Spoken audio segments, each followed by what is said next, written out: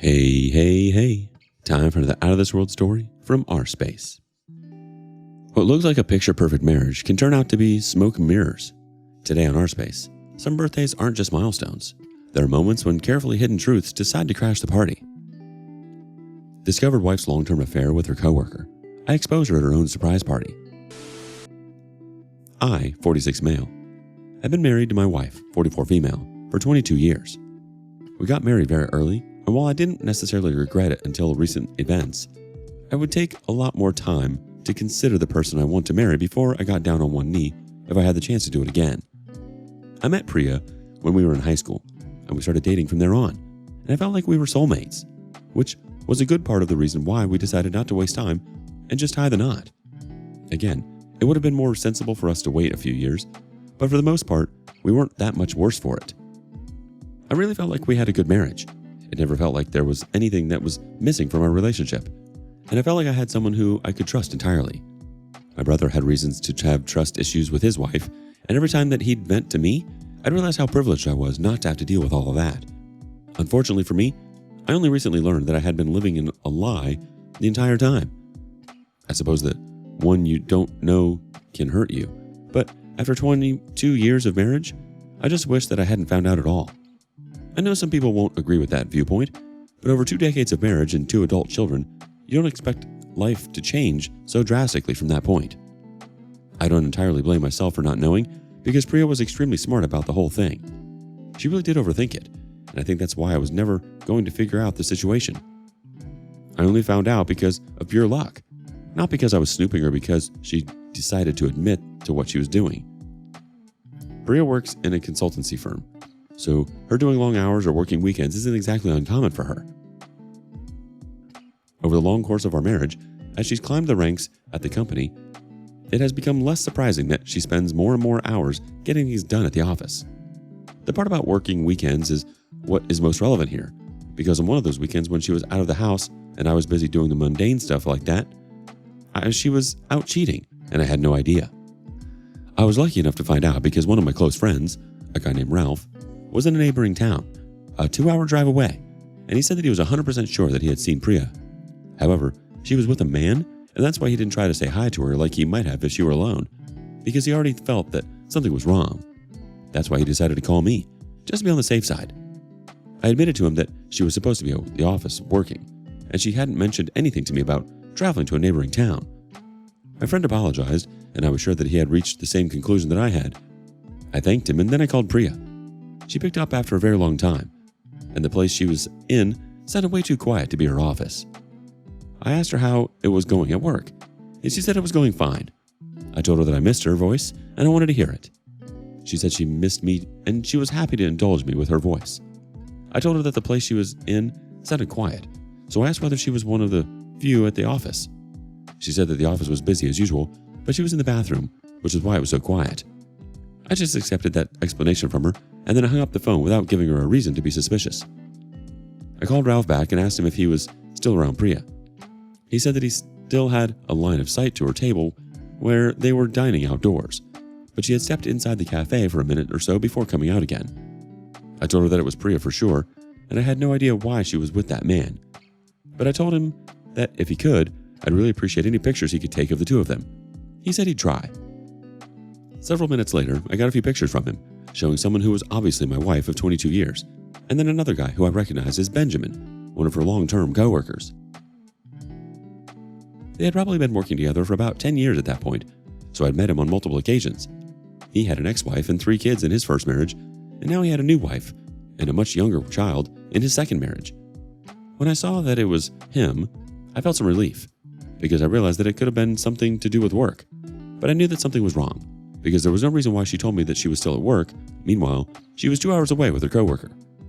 I had to call my friend one more time and asked him what he felt the mood was between them.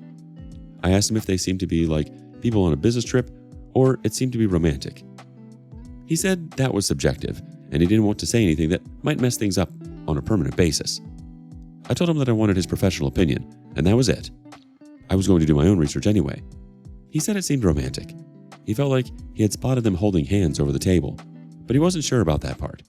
But the general vibe didn't seem like people who were there for business. I thanked him for all his help, and at that point, I realized that I was going to have to do a lot of digging. When she got back home that night, I didn't bring it up. I almost never have gone through her phone in all of our years of marriage, but I decided to do it that night after she fell asleep. I checked her messages with Ben on iMessage and all of her social media and chat apps, but there was nothing but personal and business-related stuff there. I checked her gallery, and I even checked her emails, but there was not a single thing wrong. I realized at that point that she was either covering her tracks frighteningly well, or I had misunderstood the entire situation. At that point, I was very tempted to just talk to her because there might have been a sensible explanation for what Ralph had seen, but I chose, for once, to be paranoid. The next day, I contacted a PI because if there was something going on, she was covering her tracks really well, and my snooping wasn't going to do the trick, regardless of how smart I considered myself to be. I made sure to get the best guy that I could find. Before I went to work, I stopped by the guy's office and explained the entire situation to him. He said that it sounded like a familiar scenario, and he already knew the methods he'd use to track her and figure things out. He asked me how long I'd like her to be tracked, and because I wanted to be entirely sure, I said 2 months. If there was no evidence of her cheating on me within those 2 months, there was no reason for me to think that it was even happening. I would simply confront her about what Ralph had seen. That was the plan, at least. The months when the PI was doing his surveillance were some of the hardest months in the entirety of our marriage, because I was doubting Priya in a way that I had never done before. Every weekend when she was going to work, or when she would stay at work late, I couldn't help but think that she was out cheating, or at the very least, lying to me for some reason. It was so tough for me because I felt like it started to show in my attitude towards her, and I had to do my absolute best to mask it. I feel like she must have noticed at this point, though. She didn't ask or say anything more than she would if I had a regular bad mood. When the PI finally got back to me after 6 weeks, I already had a bad feeling. I knew that he hadn't completed the surveillance period I had paid for because he found something. I went to his place as soon as I could. He made sure that I was ready to receive the news, and when I told him that I was, he let me know that Priya was indeed cheating on me with Benjamin. It felt like a punch to the gut, even though I was already expecting him to say that. He said that he had followed her, and while he had seen them interacting in public on multiple occasions, things weren't explicit enough for him to make a judgment. The most he had seen was them briefly holding hands, but that was right before Benjamin took off to leave after work. However, a few days earlier, she had checked into a hotel, and he had followed about 15 minutes later, but he hadn't happened to check into the hotel, which made it obvious that he was visiting someone who was already checked in. The PI had his methods and found out that she hadn't even checked in with her real name. Instead, she used a fake name. They were there for about 3 hours before he left, and then she left 50 minutes after him. He had pictures for me, which he passed over to me. They didn't show the two of them together, but they were time-stamped and showed as they entered and exited the place. He said that outside of her relationship with Benjamin, there wasn't much that she did in her day-to-day life that could say was noteworthy. She was clearly very careful with her affair, and it likely meant a lot to her based on how well she was covering her tracks. He said it was a typical case of a woman wanting to safely and emotionally comfort of her husband at home, but the freedom and excitement of an affair partner outside the house. He let me know that he'd be able to help me in any other way that I might need in the future, but that was pretty much the summary of our meeting. Priya was not the kind of person who would try and bring up a silly explanation for the pictures of her and Benjamin entering and leaving the hotel, so I told myself that I was going to confront her straight away. However, at the last minute, I decided that I needed to know even more. I wanted to have her caught red-handed instead of relying on her to confess. The moment I install a spyware app on her phone to track her location and track her messages, I knew that our marriage was over. I've always been big on trust, but if she had pushed me to the point where I was literally spying on everything that happened on her phone, I knew that there was no hope for us left. I just wanted closure for having her dead to rights. It was hard living with her after that, because the urge to discuss things came over me very strongly on several occasions. I managed to fight it though, and just continued to monitor the things she was doing on her phone. For the first few weeks, everything was fine, but about 3 weeks in, I saw her message with Benjamin with a time, date, and location. He reacted with a thumbs up emoji, and immediately after, she unsent the message. When the date came, 15 minutes before the stated time, she sent 105. He reacted to it again, and she unsent the message immediately. It became obvious why it had been impossible for me to sniff out her affair. The good thing is that before she sent any of those messages, I took screenshots. All I wanted was something to prove for a fact that she had been cheating on me. I wanted to catch them in the act or find messages to prove things, but that was what I couldn't figure out. I thought about it for ages, and that was when I decided to read through the entirety of her chat log with Benjamin. I couldn't do it from the tracking app I got because of some of the limitations that it had. So I grabbed her laptop and exported the entirety of the chat when I had the opportunity.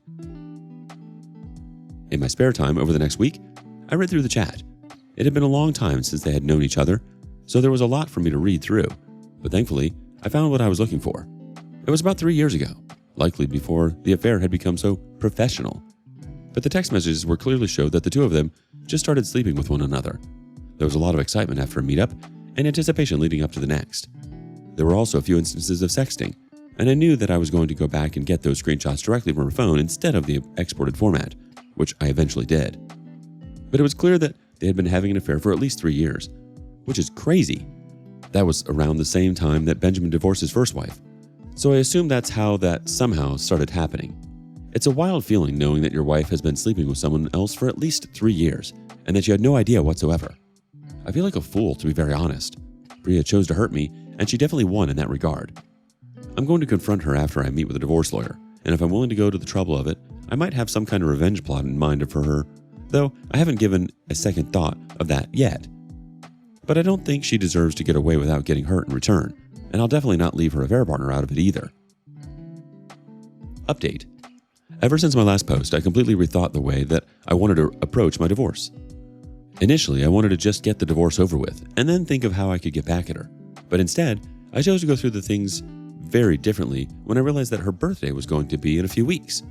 I realized that I would be able to hit back at her hard on one of her favorite days of the year, while still getting to expose her, and that was what I ended up committing to. I booked a relatively small event hall in his city. I got an event planner to do all the work, and then I sent out invitations to almost everyone I could think of who knew her. That included Benjamin and his wife, and her boss too. It was precisely because I knew that things would get dramatic that the party was explicitly with no children allowed.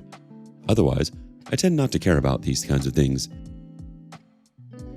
I let my own children out of it, even though they were adults, because I didn't need to put them in the middle of the entire mess. They could come in when everything was done. Throughout all of this planning, she seemed to have no idea that I had a surprise party coming for her, and when the day came, I took her to our usual birthday routine, before I told her that I had something to pick up from a friend. I got her to come in under false pretenses, and that's when everyone surprised her. She was turning 45, so she was happy with this outpouring of love and all the people who had shown up for her. She was incredibly appreciative of me for planning the whole thing, and in that moment, I toyed with the idea of abandoning the plan because I realized that what was about to get destroyed. But I was only reacting. She had been the one cheating on me for 3 years straight. Things were going to end anyway, and I preferred the ending where things went out with a bang. The party went on for quite some time, and when we got to the end of the night, I plugged my laptop into the projector to put on a slideshow showing how much I loved my wife. It went down memory lane for a bit, and then it got to a slide where I mentioned that she's always been full of surprises. The next slide had the images of Priya and Benjamin leaving the hotel side by side, with the timestamps circled. I told the guests that her cheating on me after 22 years of marriage was one of those surprises. I pointed Benjamin out, declaring that he was her coworker of about a decade, and he was close enough to us that I invited him to the party.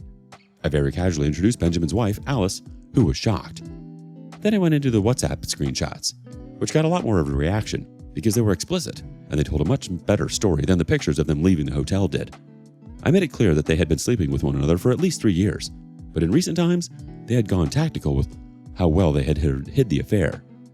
I made it clear to everyone there that I was going to be getting a divorce. As soon as I said that, the process server who I had hired walked up to her and served her with papers. He had been waiting around the whole night just to indulge me, and I gave him something on the side for helping me out with that. I told Alice that I was sorry that she had to find out that way, but that I'd advise her to follow suit and get a divorce as well. I let the party know to be more vigilant around their partners because I only found out because someone had just happened to see the two of them in public in a nearby town, but maybe I could have found out if I had been paying more attention. At that point, I started to call her a bunch of choice adjectives, which made her approach me and try to rip the mic out of my hands, but I held on tight. Eventually, I let go and walked out because I'd already done exactly what I wanted to do. Everyone she knew now knew she was a cheater. Her partner's wife knew that he was a cheater, and I let her find out that I knew about her affair in the most painful way she could have received it. The party dispersed somewhat quick after that, though there were still people left around, obviously discussing the drama.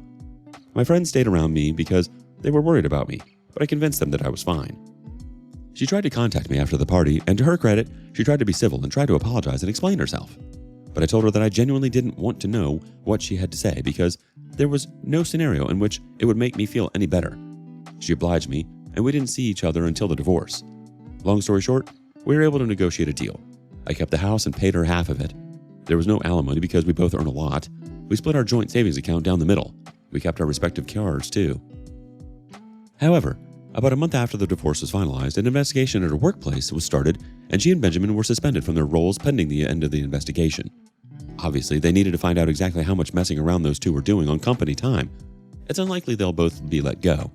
Likely a transfer at the very worst, especially considering how high they've climbed. But I was glad to hear that it caused a bump in her career, which was the whole reason I got her boss to come. That's the end of my saga with Priya. The kids found out and were naturally mad at me for exposing their mom like that. However, they were also mad at their mom for treating me that way since they knew that I've always been a lover boy towards her. They're still a bit angry at me, but that'll get smoothed out. My life will be very different from here on out, but at the end of the day, I'll figure things out. 3 years sneaking around while smiling in your face? That's ice cold. She wasn't some heartbroken spouse looking for connection. She was actively building a double life and counting on you to stay clueless while she played perfect wife. She risked blowing up her own career and dragging her family's reputation through the mud, all because she couldn't keep her ego or impulse in check. The birthday party reveal? Honestly, she earned every ounce of that humiliation. Now everyone knows who she really is. And that mask she's been wearing? Shattered. Love to see it. How far would you go to expose the truth when someone you trust had been lying to you for years? Do you have a story for us? Share it with us in the comments below. And thank you for joining us today on rSpace. Be sure to like and subscribe and hit that notification bell so you don't miss out on our next video. See you next time.